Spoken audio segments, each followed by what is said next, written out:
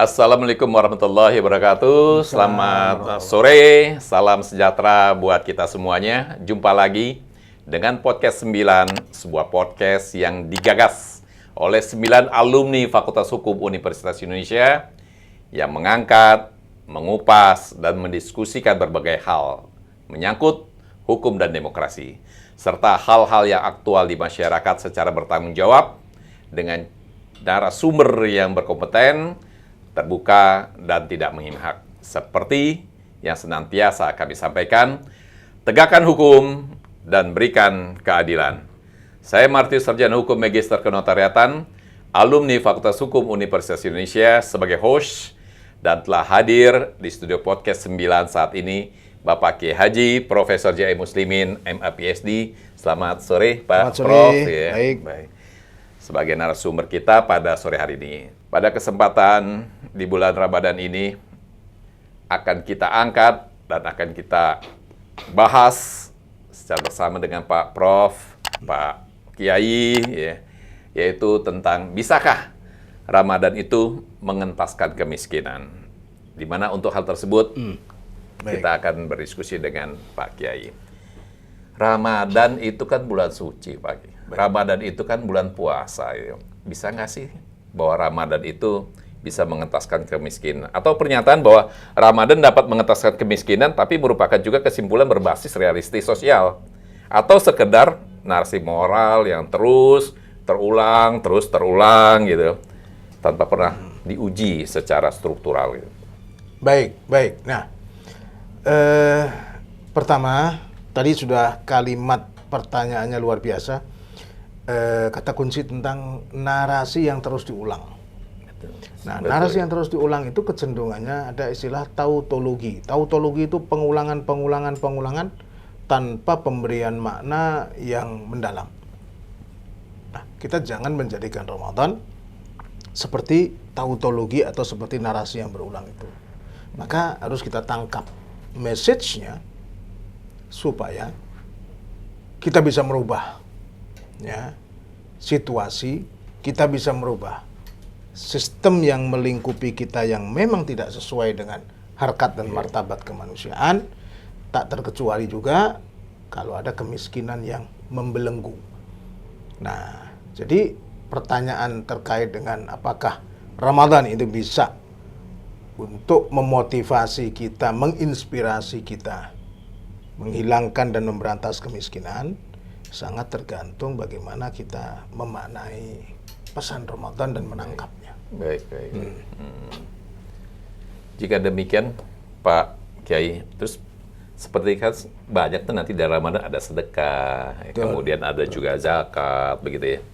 Kemudian apakah benar-benar gitu, zakat dan sedekah itu bisa merubah sistem terkait dengan mengangkat atau mengentaskan kemiskinan ya, atau justru berfungsi sebagai penyangga agar sistem tersebut tetap stabil dan tidak digugat?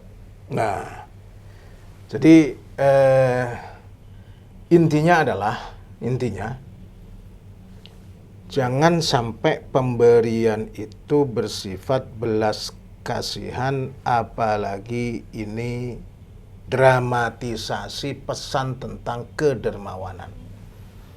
Nah, kalau sedekah itu adalah dramatisasi pesan kedermawanan, maka maaf, yang menjadi mulia sebenarnya bukan orang-orang yang menerima sedekah, tapi selalu adalah orang-orang yang bersedekah.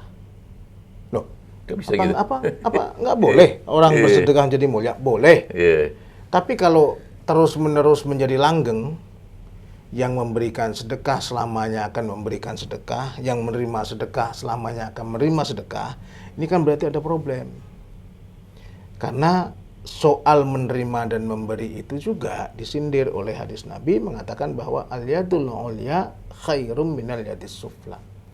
Tangan yang di atas lebih baik daripada tangan yang di bawah. Al-ulya hiyal munfiqah, was-sufla hiyas sa'ilah.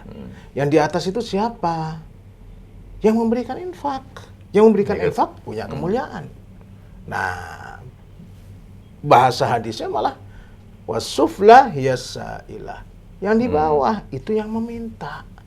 Nah, sa'ilah itu yang meminta. Yang meminta itu sebenarnya istilah itu mengandung makna ada kehinaan di dalamnya. Jadi komitmen kita untuk bersedekah harus dibarengi dengan perenungan. Bagaimana sebenarnya mata rantai antara kaya dan miskin ini jangan selalu berjarak. Caranya adalah angkat mereka yang menjadi penerima sedekah ini supaya suatu saat dia bisa menjadi pemberi sedekah. Cara mengangkatnya bagaimana? Lagi-lagi harus berbasiskan pada sistem yang baik. Sistem yang baik yang memungkinkan semua menjadi berdaya.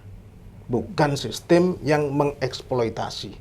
Meski itu berada pada posisi atau dalam nama sedekah, dalam nama zakat, tapi bisa jadi sistemnya itu pada dasarnya mengandung makna eksploitasi. Kalau seandainya tidak kita lanjutkan pesan sedekah ini dengan tindakan sosial dan gerakan sosial. Nah, kalau begitu nih, Pak Kiai, apakah zakat? Tadi kan kita bicara zakat ya. Apakah zakat dan praktek ekonomi Ramadan selama ini dirancang untuk mengubah relasi kuasa antara yang memberi dan yang menerima? Atau justru mengukuhkan dalam bentuk yang lebih halus dan bermoral? Nah, ini dia. Ini.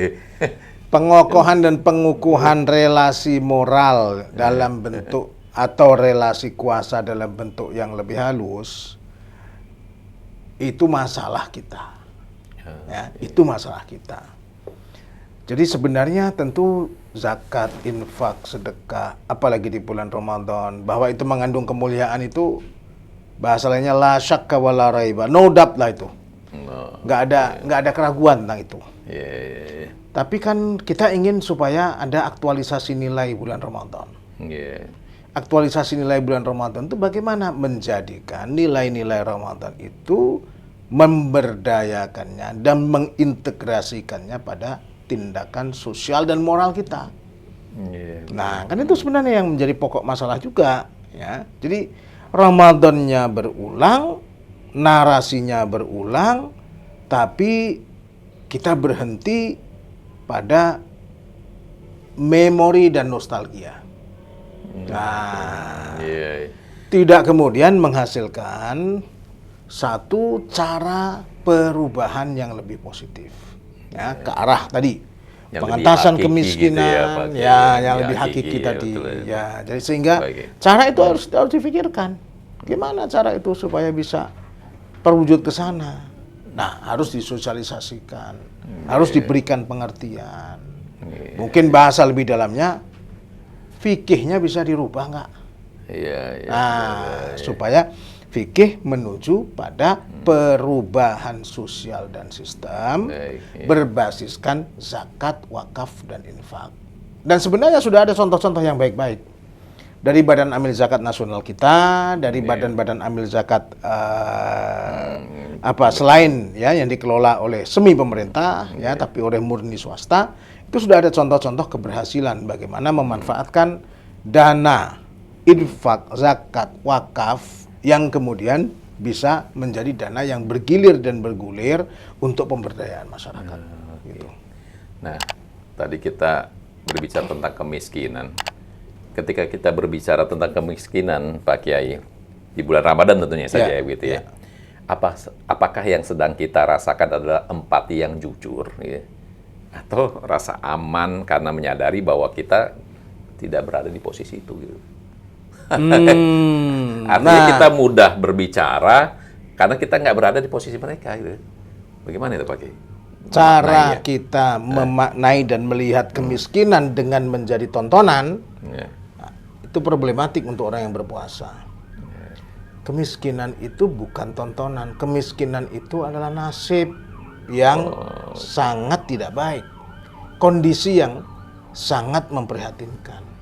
Ia bukan semata-mata tontonan, apalagi ia harus dikekalkan, ya, atas nama supaya kita bisa memberikan zakat, infak, wakaf, dan sebanyak-banyaknya. Kan nggak bisa seperti itu.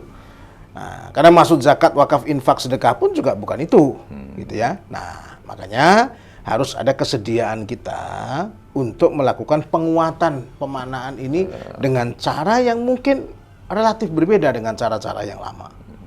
Nah, itu intinya tuh. Jadi bagaimana caranya itu supaya berbeda? Supaya berbeda, maka cara penglihatannya adalah lebih kepada institusional, bukan semata-mata melihat kasus ini secara individual.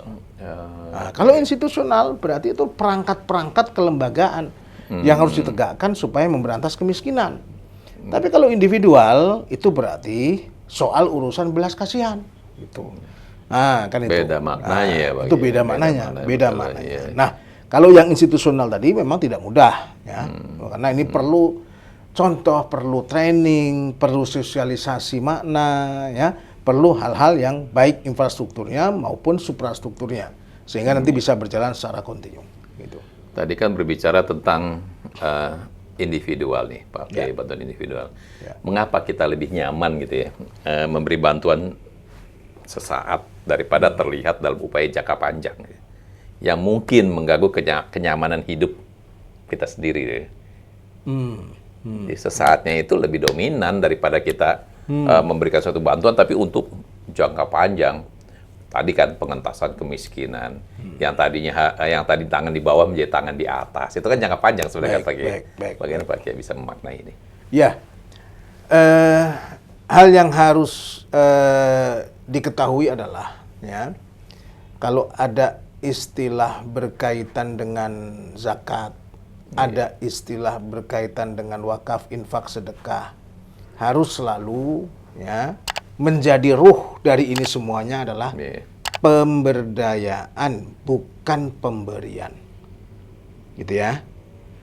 Mengubah cara untuk menangani kemiskinan, bukan melanggengkan kemiskinan.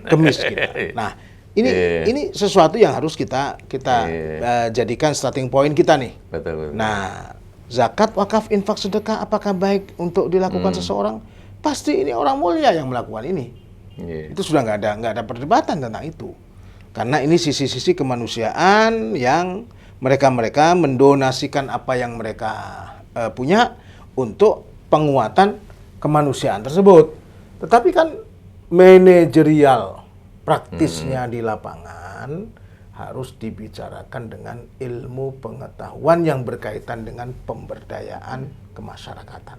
Nah, inilah yang harus menjadi bagian dari fokus dan wacana serta diskusi yang terus-menerus harus dikembangkan. Karena ini penterjemahannya pada level suprastruktur, infrastruktur, sub ide dan pematangannya masih banyak sekali memerlukan pematangan begitu.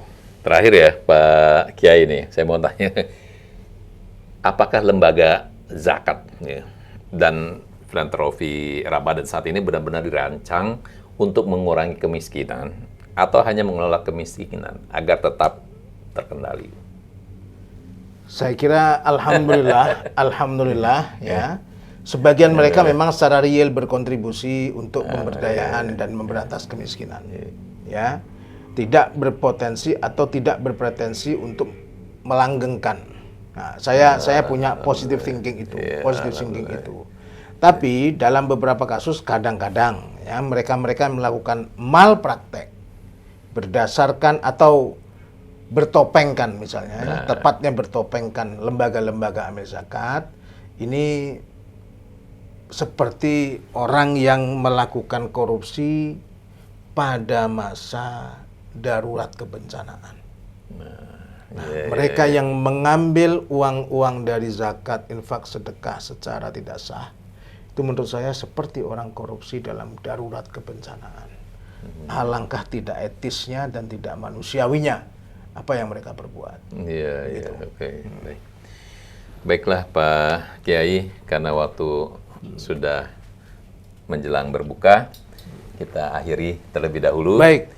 Dan kita ambil manfaat terlebih dahulu. Demikian Bapak dan Ibu sekalian, diskusi kita dengan Pak Kiai Haji Profesor Jaya Muslimin seputar topik Ramadan. Kiranya apa yang sudah kita bahas, apa yang sudah kita diskusikan pada sore hari ini, memberikan pencerahan bagi kita semua tentang keutamaan Ramadan. Sebelum kami akhiri podcast 9, kami senantiasa mengingatkan, tegakkan hukum dan berikan keadilan. Terima kasih atas perhatiannya. Wassalamualaikum warahmatullahi wabarakatuh. Waalaikumsalam warahmatullahi wabarakatuh.